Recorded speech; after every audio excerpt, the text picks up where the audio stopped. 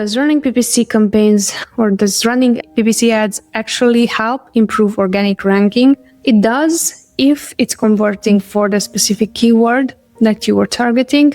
Clear example, if I love to use products that are right in front of me. So right now I have the pink body mist, coconut and cream in front of me, and this is a pink product, so Victoria's Secret, for example. That could be a good keyword. So in this case, if someone is looking for Victoria's Secret and it's really important to be a pink body mist, what's coming up with pink body mist, and you are converting for it, organically it's going to show Amazon that you are relevant for that specific keyword. So they're going to push your product for that keyword because it converted in sales. Keep in mind that for Amazon it's really important that you are being relevant, not only that someone is clicking within your ad, because they are making money the moment that you are selling the product too, not only when you are advertising it, but you're selling it too. So in a nutshell, yes, it's going to be very important for you to not only look at the keywords that you're advertising, but to also convert for those keywords, because that's something that's going to help you with improving organic ranking.